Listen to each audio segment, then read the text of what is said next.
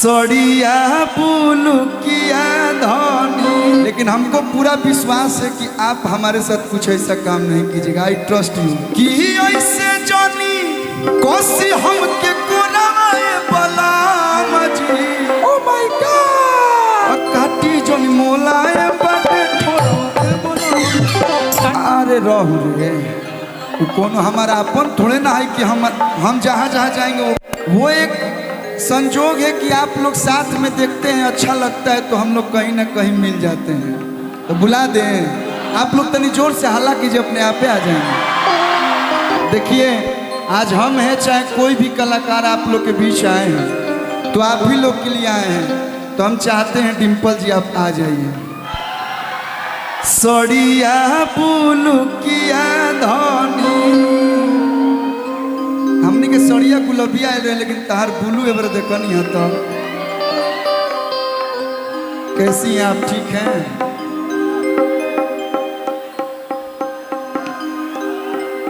एक बार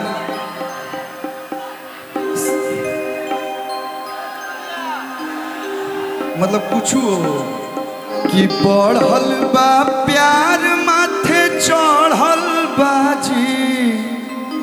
एगो बड़ा प्यारा मरद मेहरारू के गीत हो। एगो हैसने सुंदर मेहरारू बिया, जेकर इतना सुंदर मेहरारू होई मरद के बालू के खदान पमन लागी हो। तो लइकवा कहता शत्रुघ्न भैया कि बढ़ल बा प्यार माथे चढ़ल बाजी। ए जी नजर उठल लिए पगड़ल बाजी।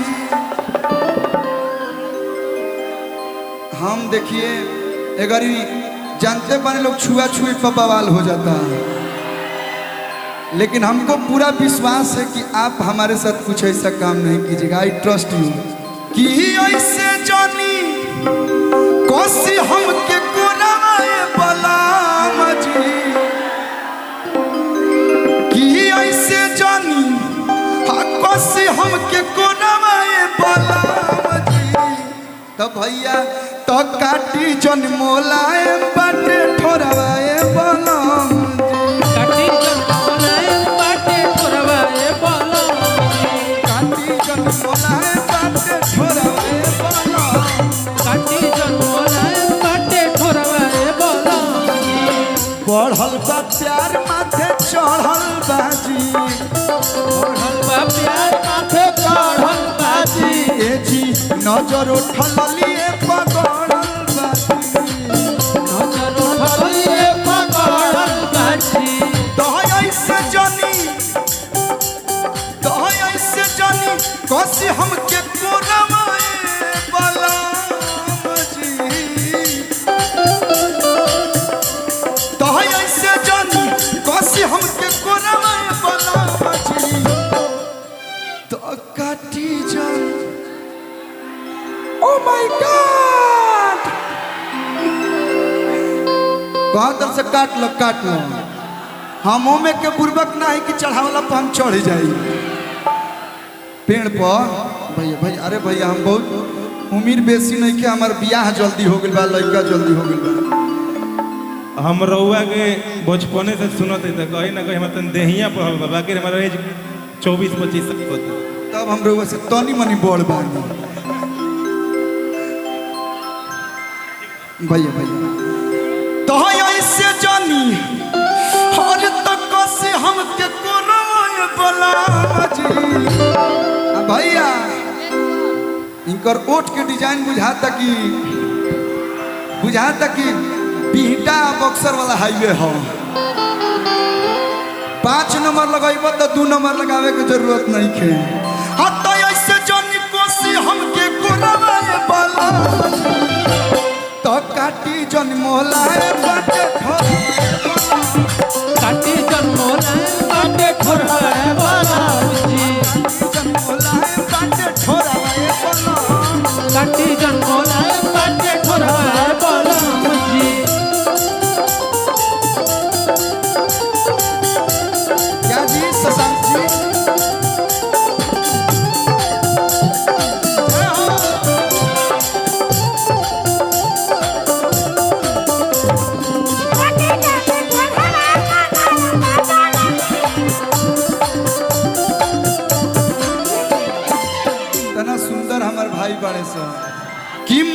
हरदम राउर रहेला उफान पर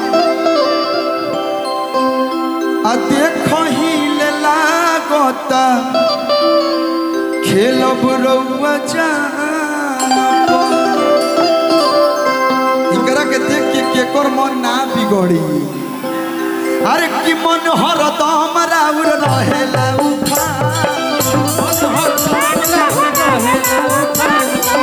देखही से लागता खेलब रउआ जान दीपू भैया करता डिस्टर्ब हैया जोरा बलम जी। कुछ कुछ काम अनहरिया में होला का करता डिस्टर्ब। अच्छा ई लोग नहीं खेल लोग जानत कि कौन कौन काम अजोरा में होला कौन कौन काम अनहरिया में होला। हम जो बोलते हैं फैक्ट बोलते हैं। करता डिस्टर्ब हैया जोरा बलम जी तो काटी जन मोला